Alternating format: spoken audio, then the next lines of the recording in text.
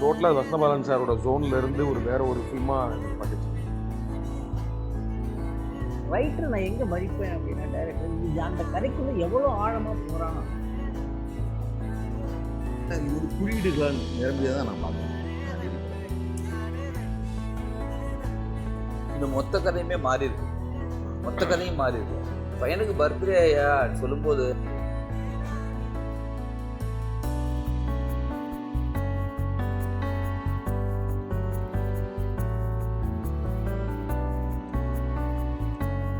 எல்லாருக்கும் வணக்கம். Welcome to the friends meet or directors meet. இது எப்படி நேம் பண்ணுறதுன்னு எனக்கு தெரில. ஆக்சுவலாக இந்த படத்தில் நம்ம வசந்தபாலன் ஜானர்லேருந்து இன்னொரு ஸ்டெப் மேலே போன மாதிரி இருக்குது. உங்களுடைய அந்த எளிய மனிதர்கள் மீதான பிரியமும் காதலும் அது உள்ளே இருந்துகிட்டே இருக்குது. பட் அவர் சொன்ன மாதிரி ஒவ்வொரு கேரக்டரும் யாரோ ஒரு ஆளை டச் பண்ணுற மாதிரியே இருக்குது. எனக்கு ரொம்ப பிடிச்சிருந்தது காளி வெங்கட்டுடைய கேரக்டர். எக்ஸப்ஷனலாக இருந்தது. எப்படி இந்த மனுஷன் நல்லா நடிப்பார். அது நான் வேறு வேறு மாதிரி அதுவும் அவருக்கு அமையுது, அவரும் அப்படி தேர்வு செய்கிறான்னு நினைக்கிறேன். பட் இந்த படம் வந்து ஒரு மாதிரி அந்த ஹீரோ வந்து கடைசியில் வந்து அவங்க அப்பாவை நினச்சி பார்க்குறாரு. அப்போ வந்து உங்களுக்கு காளி வெங்கட் கண்ணு முன்னால் வந்துட்டு போகிறது எக்ஸப்ஷனலி பண்ணியிருக்காரு. நேற்று நான் படம் பார்த்துட்டு கூட உங்கள்கிட்ட நான் அதை சொன்னேன். ஆமாம், ரெண்டு விஷயம் நான் ரொம்ப எக்ஸப்ஷனலாக பார்த்தேன். ஒன்று வந்து காளி வெங்கட்டோட, இன்னொன்று வந்து படத்தோட பிஜிஎம். ஜிவியோடைய ஒரு ரொம்ப மெச்சூர்டான, அப்புறம் படம் முழுக்க வதக்குன்னு இருக்குது. அடுத்துன்னு இந்த இதில் வந்து ரொம்ப ஸ்க்ரீன் பிளே வந்து ரொம்ப டைட்டாக பண்ணியிருக்கீங்களா? ஆமாம் சார். என்னன்னா இந்த முறை வந்து இந்த கதை வந்து த்ரில்லர் ஃபார்மேட்டை கேட்டுச்சு. த்ரில்லராக சொல்லாமல் வேற வழியாக சொல்கிறப்ப இந்த கதை எடுபடாதுன்னு தோணுச்சு. ஸோ ஃபஸ்ட் டைம் வந்து த்ரில்லரும் ட்ரை பண்ணி பார்ப்போம் அப்படின்னு சொல்லிட்டு அந்த கதையை வந்து த்ரில்லருக்குள்ளே சொல்ல முயற்சி பண்ணேன். என்னுடைய கதைகள் இருந்து ஒரு த்ரில்லர் ஃபார்மேட்டுக்குள்ளே மாற்றி பார்ப்போம் அப்படின்னு மாற்றி. இல்லை, அந்த ஃபார்மேட்டுக்குள்ளே உங்களுடைய அந்த ஒரு மனம் சம்மந்தப்பட்ட உணர்வுகள் ட்ராவல் ஆகிட்டே இருக்குது. பட் என்னென்னா ஐயோ மாட்டிக்கிட்டாங்களே, ஐயோ என்ன போகுது, இதுலேருந்து இப்படி தப்பிக்க போகிறாங்க, அது ரொம்ப புதுசாக இருந்துச்சு வசந்தபாலன்ட்டு. இல்லை கண்டிப்பாக அது ரொம்ப இன்ட்ரெஸ்டிங்காக வந்துச்சு. அதை தான் அந்த பிஜிஎம் ரொம்ப பெரிய அளவுக்கு சப்போர்ட் பண்ணதுன்னு நினைக்கிறேன். அண்ட் லாஸ்ட் 15 minutes வந்து ரியலி குட். எனக்கு ரொம்ப மாறி இருந்தது. ப்ளஸ்ஸாகவே நான் அதான் பார்க்குறேன் சார். வழக்கமான சைக்கலாஜிக்கல் த்ரில்லர் இருக்குல்ல சார், அதுக்குள்ளே ஒரு டெலிவரி பாயோட லைஃபு, ஒரு சாதாரண பெண்ணோட லைஃபு, அப்புறம் ஒரு அப்பாவுக்கும் பையனுக்குமான லைஃப் இருக்கு இல்லையா, இது எல்லாமே அந்த மிக்சர் தான், அந்த பிளெண்டிங் தான் வந்து வசந்தபாலன். அது எப்படி இந்த மாதிரி ஒரு கதைக்குள்ளே இது சேர்த்த விதம் இருக்கு இல்லையா, அது வந்து மாஸ்டர் பீஸ். ரொம்ப நல்லா இருக்கு. அந்த காளி வெங்கட்டுக்கு அமைஞ்ச முதலாளி நல்ல முதலாளியை மட்டும் இருந்திருந்தாருன்னா இந்த மொத்த கதையுமே மாறி இருக்கும். மொத்த கதையும் மாறி இருக்கும். பையனுக்கு பர்த்டேயா சொல்லும்போது எடுத்துக்காயா இன்னும் 2 சாக்லேட் எக்ஸ்ட்ரா எடுத்துட்டு போயா சொல்லி. இந்த படத்துக்கு அப்புறம் சாக்லேட் ரொம்ப பெரிய ரோல் பிளே பண்ணணும்னு நினைக்கிறேன். இல்ல அது சார், அது ஒரு கேரக்டர் படம் முழுக்க. இல்லை இங்கே என்னன்னா சார், எப்படி இங்கே அட்வர்டைஸ்மெண்ட் பண்ணுறாங்க பாருங்க. அந்த ஆட்லாம் நீங்கள் பார்த்துருப்பீங்கன்னு நினைக்கிறேன். ஒரு மூதாட்டி ஒரு சேரில் உட்காந்துருப்பாங்க, ஒரு பையன் சாக்லேட் சாப்பிட்டுட்டு இருப்பான், அவங்களோட கைத்தடி கீழே விழுந்துடும், எடுத்து கொடுப்பா அப்படின்னு கேட்பான். அவன் வந்து திரும்பி பார்த்துட்டு எடுத்து கொடுக்காம சாக்லேட் சாப்பிட்டுட்டு, சரி என்னடா சொல்லி பையன் கேட்க மாட்டான்னு எந்திரிச்சு எடுக்க போவாங்க. மேல இருந்து ஒரு பியானோ வந்து கீழே உடனே சொல்லுவாங்க, ரொம்ப நன்றிப்பா, நீ எடுத்து எந்த உதவியும் செய்யல. உடனே வந்து கேப்ஷன் போடுறாங்க, டூ நத்திங் ஈட் சாக்லேட். அதாவது இந்த மொத்த உலகமும் என்ன சொல்லுதுன்னா, நீ சமூக பொறுப்பற்று இரு, யாருக்கு உதவி செய்யாதானோ இரு அப்படின்னு சொல்லி ப்ரொமோட் பண்ணிட்டு இருக்கப்ப நமக்கு அதுக்கு எதிராக ஏதோ ஒரு கருத்தை, இந்த கதையை எனக்கு அங்கிருந்து தான் வந்துச்சு. ஓகே, அதுக்கு எதிராக நம்ம சொல்லணுங்கிற கோவம் வந்துச்சு. எப்படா இதை வந்து டிவியில் இதெல்லாத்துலேயும் அட்வர்டைஸ்மெண்ட் போட்டு இந்த சொசைட்டியை மாற்றி நம்ம என்ன சொல்கிறோம், பெரியவங்களுக்கு உதவி செய்ப்பா, பாட்டிக்கு உதவி செய்யும், அந்த தொடர்ச்சியான ஆடுகள் எல்லாமே இன்னொருத்தனுக்கு உதவி செய்யாதங்கிறத வலியுறுத்திக்கிட்டே இருக்கும். நீங்கள் தொடர்ச்சியான அந்த ஆடு கிட்டத்தட்ட ஒரு 8 ஆடு வந்துருக்கு சார். அதில் டூ நத்திங், யாருக்கு எந்த உதவியும் செஞ்சிடாது. இதுதான் அவங்களோட கேப்ஷன். அவங்க ஆட் பேட்டர்னே என்னன்னா கரை நல்லதும்பாங்க. ரிவர்ஸ் அவங்க திங்கிங். ஸோ அப்படின்றப்ப எனக்கு அதுக்கு எதிராக ஒன்று சொல்லணும்னு தோணுச்சு. ஸோ எப்படி ரெட் டீ அப்படிங்கிற விஷயத்த நம்ம வந்து பார்க்குறோம், அது மாதிரி இது பார்க்கணும் அப்படின்னு தோணுச்சு. பட் ஒரே படத்துக்குள்ளே ஏன் நிறைய விஷயங்கள் சேர்த்துருக்கீங்க வசந்தபாலன்? ஒரு பக்கம் வந்து அன்னைக்கு வந்து அங்காடி தெரு மாதிரி ஒரு படத்தில் வந்து ஒரு டி நகரில் இருக்கக்கூடிய அந்த இன்னைக்கு வந்து அதோடைய இந்த வருஷன் தான் இன்றைக்கி இருக்கக்கூடிய டெலிவரி பாய்ஸ். எஸ், சங்கம் கிடையாது, பணி பாதுகாப்பு கிடையாது.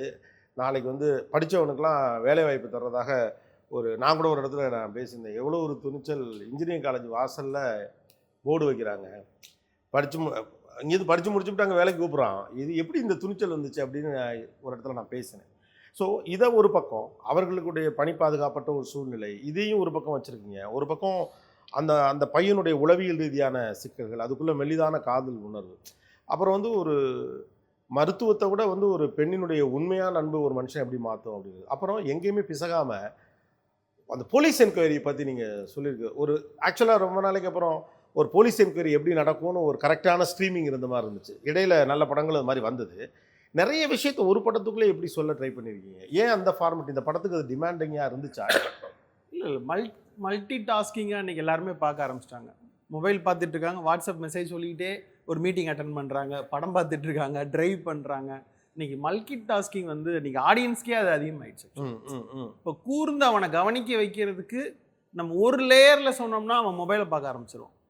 ஸோ இன்றைக்கி தொடர்ச்சியான இன்றைக்கி வந்து இருக்கிற ஸ்க்ரீன் பிளே கார்த்திக் மாதிரி யங் டைரக்டர்ஸ் வர ஆரம்பிக்கிறப்ப அவங்களுடைய இப்போ ஜிகிர்தண்டா எடுத்துக்கிட்டாலும் சரி, அவருடைய எல்லா படங்களும் எடுத்துக்கிட்டாலும் சரி, மல்டியாக ஸ்க்ரீன் பிளேவை நகர்த்துறதுங்கிறது இன்றைக்கி வந்து விக்ரம் போன்ற படங்கள் எடுத்துக்கிட்டாலும் சரி, இந்த மல்டியாக நகர்த்துற ஆரம்பிச்சிட்டாங்க. ஸோ அப்போ தான் அந்த ஆடியன்ஸை வந்து மொபைல் நோன்றதுலேருந்து நம்ம காப்பாற்றி எப்பா கொஞ்சம் பாருங்கப்பா ப்ளீஸ் அப்படின்னு சொல்ல வைக்க வேண்டிய. ஏன்னா நான் ஒரு படத்துக்கு போகிறப்ப தெரியுது, அப்படியே திரும்பி பார்த்தா எல்லாரும் மொபைல் நோண்டிகிட்டு இருக்காங்க, ஸ்க்ரீன் சாடி ஓடிக்கிட்டே இருக்கு. நம்மளுக்கு கஷ்டமாக இருக்குது அது வந்து அதை பார்க்குறதுக்கு. அப்படியேலாம் பண்ண முடியாது. இப்போ படம் டப் டப்னு இங்கே அங்கேருந்து இங்கே வர பண்ண அது வந்து என்னன்னா பாகுபலி போன்ற பெரிய படங்களுக்கு வந்து அந்த மேஜிக் நடந்தது. ஸோ சின்ன படங்களை அதுக்கு அடுத்த படங்களை பார்க்க வைக்கிறதுக்கு இப்படி ஸ்க்ரீன் பிளே ஏதாவது ஒன்று பண்ணாதான் முடியும். அதனால தான் இதுவே வசந்தபாலன் 2.0 மாதிரி இருக்கு எனக்கு. ஆல்பம்லேருந்து அநீதி விட்டு அநீதியில் பார்த்தீங்கன்னா இவருடைய ஜானரில் ஒரு க்ரைம் கில்லராக கன்வெர்ட் பண்ணியிருக்கிறார். இது ஒரு பிக் ஸ்கேலான ஒரு தான். இது வந்து ஏன்னா இது வந்து குறியீடுகளால் நிரம்பியதான் நான் பார்க்குறேன் நான் இந்த அநீதி படத்தை.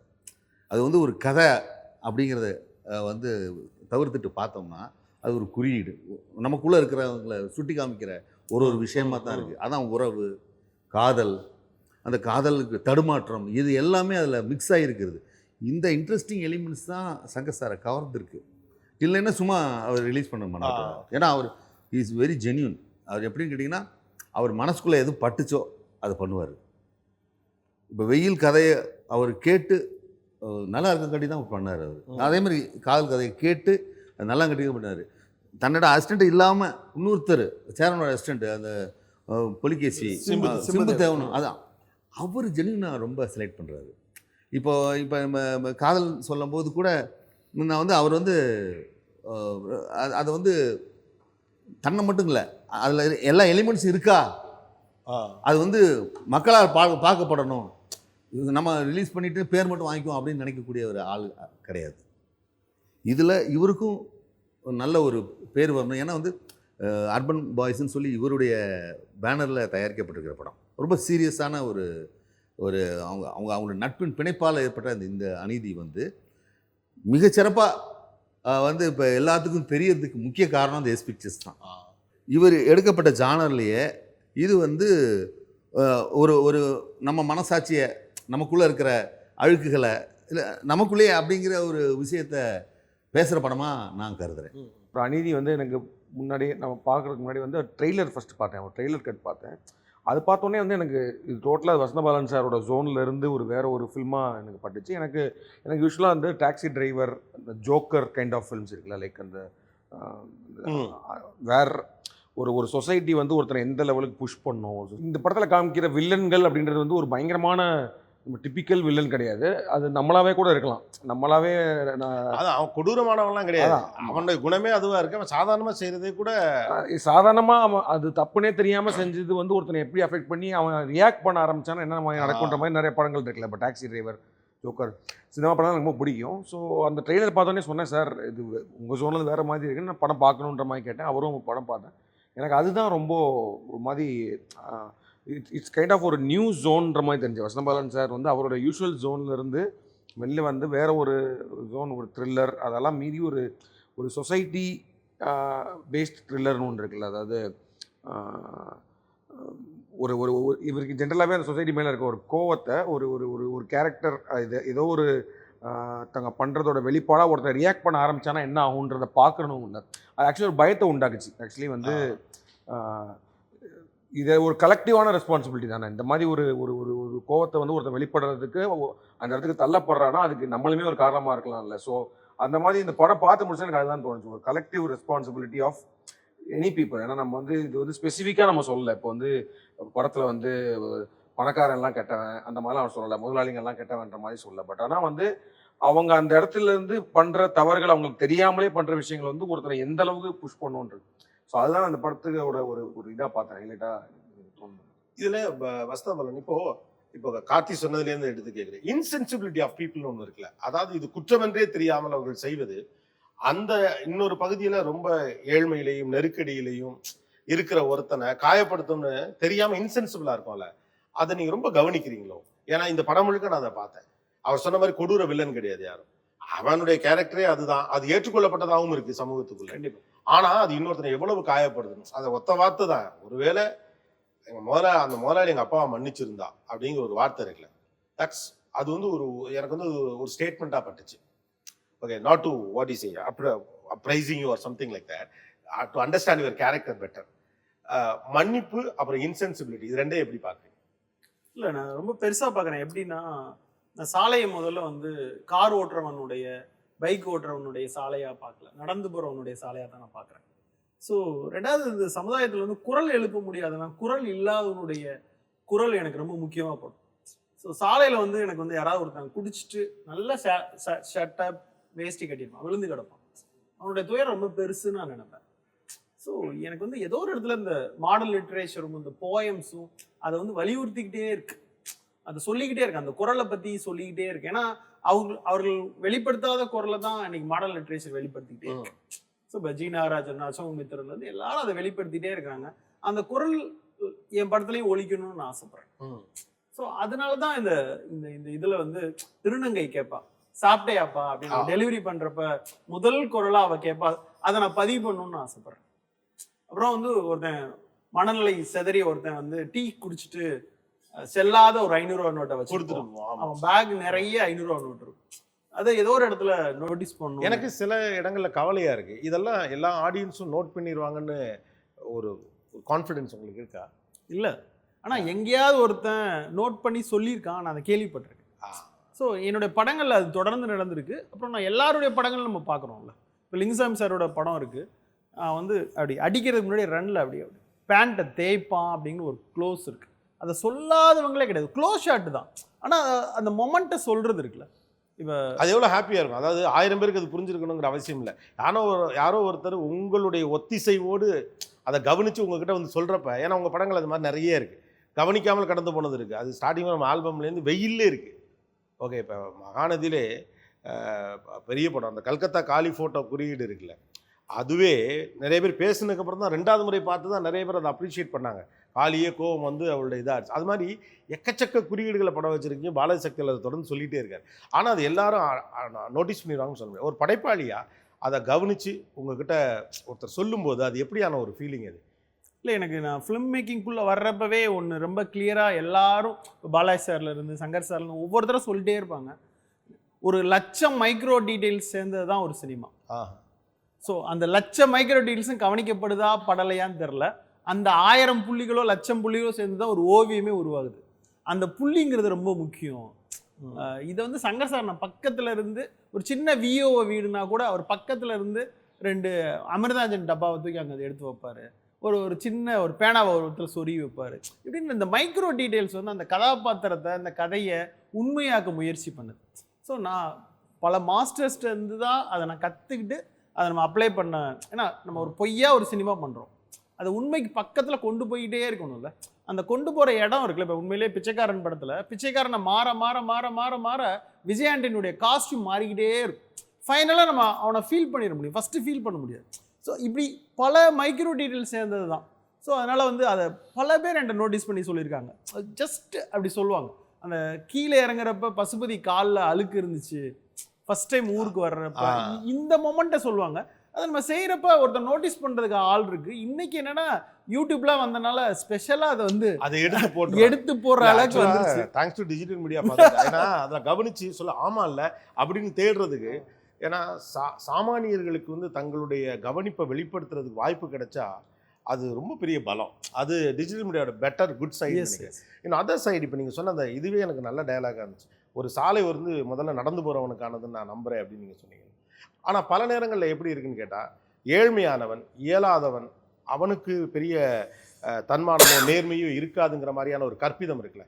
வேலைக்காரனா திருடுவான், ஓகே, அவனை ஒடிசு ஒரு 20 ரூபா தாளை அப்படி வெளியில் வச்சு எடுக்கிறானான்னு பார்க்குற ஒரு மன அமைப்பு இருக்குல்ல, அதை எவ்வளவு மோசமானதாக நீங்கள் பார்க்குறீங்க? அதான் அநீதின்னு நான் சொல்றேன். அதான் கேட்குறேன். ஏன்னா இந்த படத்தில் எனக்கு அது பட்டுச்சு. நான் உன்னை தூண்டுவேன், ஆனால் உன் ஏழ்மையை மீறி நீ பொறுத்துக்கிட்டு இந்த இமேஜை நான் பார்த்துருக்கேன். எங்கள் விருதுநகரில் வந்து கடையிலேருந்து ஒரு பொருள் திருடிட்டான்னு சொல்லிட்டு அங்கே இருக்க போஸ்ட் கம்பத்தில் அங்கே 20 வருஷமாக வேலை பார்த்தவொன்னே கட்டி வச்சுருந்த அந்த இமேஜ் நான் பார்த்துருக்கேன். எங்கள் ஊர் பஜாரில் 20 வருஷமாக நேர்மையாக இருந்திருப்பான். ஏதோ ஒரு 500 ரூபா தான் திருடியிருப்பான். அதை ஒரு பெரிய குற்றமாக்கி அவனை வந்து கடையை விட்டு வெளியே அனுப்புகிற அந்த மொமெண்ட்டை நான் பார்த்துருக்கேன். நான் 20 வருஷமாக ஒன்றை தானே வேலை பார்த்தேன், பரவாயில்லடா அப்படின்னு சொல்லிட்டு போனால் உனக்கு என்ன தான் ஆயிரும்? இப்போ நம்மகிட்ட ஒருத்தர் வேலை பார்ப்போம், ஒரு திருடிடுவான், சின்ன தப்பு பண்ணிடுவான், ஜஸ்ட் அப்படி மன்னிச்சிட்டா தான் என்ன, அதை இம்மீடியட்டாக அந்த துரோகத்தை மன்னிக்காம அதை கடந்து போகிறது. அதாங்க நான் அதனால தான் மன்னிப்பு நீங்கள் எவ்வளோ முக்கியம்னு பார்க்குறீங்கன்னு நான் கேட்டேன். அதான் ஏன்னா எளிய மனிதர்களுடைய நம்மளுக்கு மேலே இருக்கிறவங்கள, நமக்கு மேலே இருக்கிற ஆஃபீஸர்ஸ் அவங்களால ஈஸியாக மன்னிச்சு கேன்னு சிரிச்சு அவங்ககிட்ட பேசிடுவோம். ஆனால் நம்மளுக்கு கீழே இருக்கவனை ஒரு சின்ன தப்பு பண்ணால் கூட மன்னிக்க மாட்டோம். இம்மீடியட்டாக ஆஃபீஸை விட்டு த்ரோ பண்ணுவோம், அவன்கிட்ட பேச மாட்டோம், அவனை வந்து அவ்வளோ அக்லியாக நடத்துவோம். ஸோ அப்படி நடத்தக்கூடாது நான் ஒவ்வொரு டைம் நினைப்பேன். நான் ஒரு ஆள் மேலே கோவப்பட முடியுதுன்னா அவன் எனக்கு கீழே இருக்கிறவன். அதுதான் இது அப்படிங்கிறது வந்து இந்த காரியக்கார கோபங்கள்னு சில வார்த்தைகள் சொல்லுவோம். தொடர்ச்சியாக இதை இந்த படத்தில் எனக்கு ரொம்ப பிடிச்சது அதுதான். என்னன்னா, ஒரு அதிகாரத்தில் இருக்கிறவன் தனக்கு கீழே இருக்கிறவனை வந்து எப்போதுமே தன்னோட அவுட்பஸ்டுக்கான ஒரு ஆளாகவே பார்க்குறது இருக்குல்ல, இன்சென்சிபிளாக. இப்போ ஒன்றும் இல்லை, ஒருத்தர் ஒரு ஒயின் ஷாப் வாசலில் குடிச்சிட்டு கிடக்கிறார், ஓகே, அவர் பேர் குடிகாரன். ஆனால் நேற்று ராத்திரி அதுக்கு பக்கத்தில் இருக்க ஒரு 5 நட்சத்திர விடுதியில் குடிச்சிட்டு 2 பேரும் தோளில் கையை போட்டு பத்திரமா காரில் ஏற்றி விடப்பட்டவர் வந்து எலீட். கரெக்ட். உங்களுக்கு குடிகாரன் என்று சொல்லும் போதே அந்த சாதாரண கடவாசலில் படுத்து கிடக்கிற ஒருத்தனை தான் குடிகாரன்னு அடையாளப்படுத்திக்கிட்டு இருக்கக்கூடிய ஒரு மனோபாவம் இருக்குது. ஒரு சாதாரண சின்ன காரில் ரிட்டையர்டான ஒரு தாத்தா அப்போ வாங்கின ஒரு கார் ஏதோ நடு ரோட்டில் இருந்துச்சுன்னா அவ்வளோ பேரும் ஹாங் பண்ணுறான், நான் உள்பட. அப்போ மனிதனுக்கு எங்கேயாவது தன்னுடைய அதிகாரத்தை வெளிப்படுத்தணும்னு தவிப்பு இருந்துக்கிட்டே இருக்குன்னு நினைக்கிறீங்களா?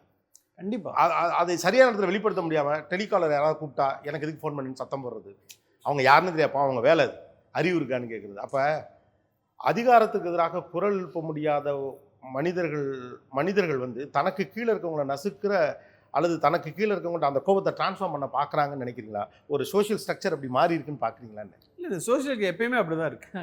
ஸோ ஏன்னா அறத்தினுடைய கோடு போடலைன்னா உங்கள் சட்டையை நான் பிடிங்கிப்பேன், உங்கள் தண்ணி பாட்டில் நான் எடுத்துப்பேன், உங்களுடைய வாட்சை பறிச்சிருவேன்.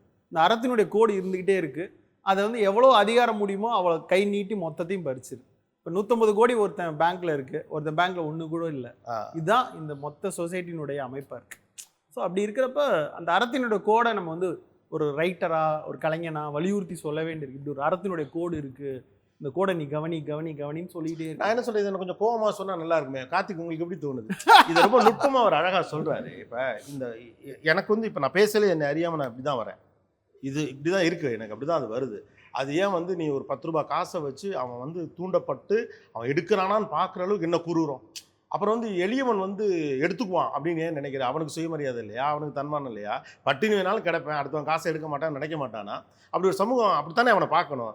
அதை கொஞ்சம் உக்கிரமாக சொல்ல வந்தால் தான் என்ன இல்லை அநீதியில் இருக்குது. நான் என்ன கேட்குறேன், இந்த 2.0வே கொஞ்சம் அந்த உக்கிரம் வந்துருச்சு. அந்த வியாபிச்சு விஸ்வரூபமாக அப்படி ஒரு செக்மெண்ட்டுக்குள்ளே போகிறதுக்கு நீங்கள் அவ்வளோ பிரியப்படலையான்னு கேட்குறேன். அது இன்னும் பிக்கர் கேன்வாஸாக இருக்குமே அப்படின்னு. இல்லை, அது ஹீரோ ஆகிடக்கூடாது அப்படிங்கிறதுல ஒரு கான்சியஸ் இருந்துக்கிட்டே இருக்குது. ஸோ அதுக்கும் இதுக்குமான ஒரு பார்டர் லைனில் இருக்கணும் அப்படிங்கிற கவனம் இருக்குது. டக்குன்னு அவனை ஹீரோ ஆகிடக்கூடாது அப்படின்னு ரொம்ப கவனமாக இருக்கிறேன். ஸோ அந்த பார்டர் லைனில் இருந்துட்டா போதுமானதுன்னு நினைக்கிறேன். ஸோ இதுக்கும் அதுக்குமான ஒரு சின்ன ஒரு கோட்டில் தான் இருக்குது. இந்த பக்கம் விழுந்துட்டானா அவ்வளோதான், ஹீரோ தான் அவன். ஸோ அந்த பார்டர் லைனில் நிற்க விரும்புகிறேன். கொடுக்குற குரல் இதில் அர்ஜுன் தாஸுடைய குரல்னா 10 பேர் பேசுகிற மாதிரி இருக்குது, அவ்வளோ பெரிய குரல் கொடுத்த மாதிரி இருக்கு. ஆனால் அர்ஜுன் தாஸ் இதில் அந்த லாஸ்ட் 15 மினிட்ஸ் இல்லை கிரேட் ஜாப். படம் முழுக்கவே ரொம்ப மெலோவாக அப்படி ஒரு டோனு. ஏன்னா ஒரு ஆளை நாம் தொடர்ச்சியாக ஒரு மாதிரி பார்த்துட்டு அதுலேருந்து இன்னொரு ஜான்ரால பார்க்குறதுக்கே முதல்ல அதை ரொம்ப கன்வின்சிங்காக ஆடியன்ஸை இலகுவாக்கி இருக்குன்னு தோணும். அவரை மேலே அந்த டாப் ஆங்கிலேருந்து ஷார்ட் கீழேருந்து வச்சு அவர் அழற அந்த ஷாட்டு அவருக்கும் உங்கள் அப்பாவுக்குமானது. ஆனால் நீங்கள் ஆரம்பத்தில் உங்கள் சித்தப்பா பற்றி ஒரு வார்த்தை இந்த படத்தில் ஒரு இதில் போடுறீங்க, சாக்லேட்டுக்கெல்லாம் என் வாழ்வில் நிறைத்த சித்தப்பாவுக்கு அப்படின்னு சொல்லி ஒன்று வந்தது. ஸோ உங்கள் பர்சனல் லைஃப்லேயே ஒரு சாக்லேட்டோட ஒரு கனெக்ட் இருக்கும். ஆமாம், எங்கள் சித்தப்பா தான் இந்த படத்தில் பார்க்குற காளி வெங்கட் வந்து என்னோட சித்தப்பா தான். ஓகே. ஸோ அவர் வந்து அதாவது அடுத்த நாள் ஒரு கூலி வேலை தான் பார்த்துட்டு இருக்கார். ஆனால் கையில் இருக்க மொத்த காசையும் ஒரு அண்ணன் பையனுக்கு இறைக்கிற ஒரு அன்பு, அப்படி ஒரு சித்தப்பா. டெய்லி பால் தான் போட்டிருக்காரு, அவர் வேலை பார்க்காத வேலையே இல்லை. ஆனால் வந்து ராஜா மாதிரி நடந்துப்பார். நான் கஷ்டத்தை கடைசி நிமிஷம் வரைக்கும் என்கிட்ட சொன்னதில்லை. இந்த கோவிடுக்கு முன்னாடி தான் அவர் இறந்து போயிட்டாங்க. ஸோ அப்படி ஒரு மனுஷன்லாம் இன்னைக்கு இருக்க முடியுமா அப்படின்னு நான் நினச்சி பார்க்குறேன். அவர் தான் என் லைஃப்பில் ஃபஸ்ட் டைம் ஒரு 5 ஸ்டார் சாக்லேட் எனக்கு வாங்கி கொடுத்தாரு. அவர் ஒரு பழசக்கல்ல வேலை பார்த்தார். அவர் சனிக்கிழமை அவருக்கு வந்து சம்பளம் போடுவாங்க. சனிக்கிழமை நைட்டு எங்கள் சித்தப்பா வீட்டுக்கு போயிடுவேன். அவர் நைட்டு 12:30 மணிக்கு வருவார். 5 ஸ்டார் சாக்லேட்டை பிரித்து சாப்பிட்றப்ப அப்படி இருக்கும். ஸோ அந்த மொமெண்ட் எனக்கு வந்து இன்னும் மறக்க முடியாது. ஸோ காசு வேணும்னு கேட்டால் அந்த பால் அந்த சின்ன பாக்கெட் வச்சுருப்பாங்க, அப்படி மொத்தமாக அப்படி கொட்டுவார், எடுத்துக்கூடா அப்படிமா. இப்படிலாம் இன்றைக்கி ஒரு மனுஷனை, அப்பா இல்லாத ஒரு மனுஷனை இப்படி பார்க்க முடியுமா? இன்றைக்கி ஒரு குழந்தைக்கு வந்து அப்பா அப்படி செய்ய முடியும், ஆனால் ஒரு சித்தப்பா ஒரு மாமா இன்றைக்கி அப்படி செய்கிற ஆட்கள்லாம் நீங்கள் உலகத்தில் இருக்கிறாங்களா? என் பசங்களுக்கு அப்படி இல்லை. அப்படி இருக்கிறப்ப அந்த சித்தப்பாங்கிற ரோல் வந்து ரொம்ப முக்கியம் அப்படின்னு தோணுச்சு.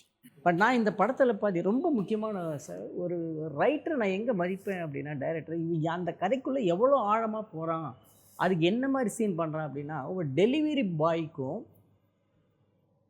கதவுக்கும் டெலிவரி பாய்க்கும் அவ்வளவு சம்மந்தம் சார். நீங்கள் போய் கதவை தட்டியே ஆகணும். அதை வச்சு படம் ஃபுல்லாக சீன் பண்ணுறான்னா அவன் அங்கே அந்த ஆழத்துக்கு போயிட்டான் சார், அந்த கதைக்குள்ளே ஆழத்துக்கு போயிட்டாங்க. அந்த அந்த அந்த கேரக்டருக்குள்ளே போகலைன்னா அந்த மாதிரி ஒரு சீனே பண்ண முடியாது.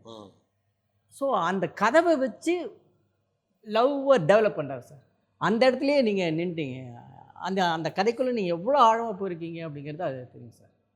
ஸோ அந்த விதத்தில் எனக்கு வந்து ரொம்ப என்ன அவங்க ரைட்டிங் வந்து ரொம்ப அந்த இடத்துல ரொம்ப அந்த விஷயம் ரொம்ப பிடிச்சது எனக்கு. அந்த கதவை வச்சு நீங்கள் ஸ்டோரி டெவலப் பண்ணது. ஏன்னா ஒரு டெலிவரி பாய்க்கும் ஒரு பொண்ணுக்குமான ஒரு உறவு வந்து நடுவில் கதவு இருக்குது பார்த்தீங்களா. எனக்கு வைக்கம் முகமது பஷீருடைய மதில்கள் ஞாபகம் வந்துச்சு எனக்கு. 2 பக்கமும் அவங்க நின்றுட்டு பேசுகிறது அந்த இதுக்கு.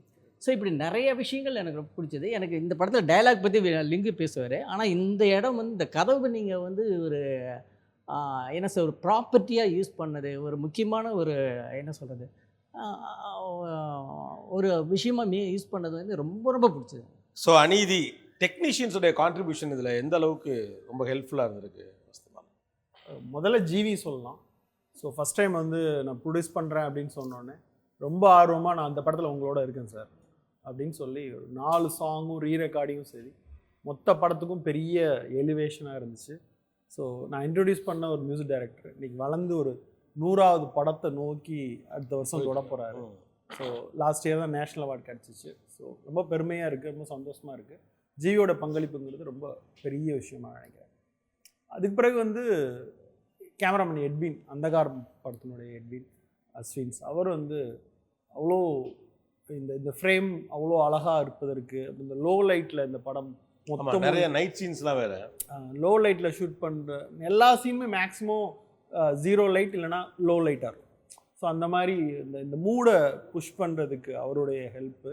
அப்புறம் எல்லோரும் டைலாக் குறிப்பாக சொன்னதுனால ஜீவா, எஸ்கே ஜீவான்னு சொல்லி அவர் வந்து புதுமை பித்தன் படத்தினுடைய டைரக்டர்.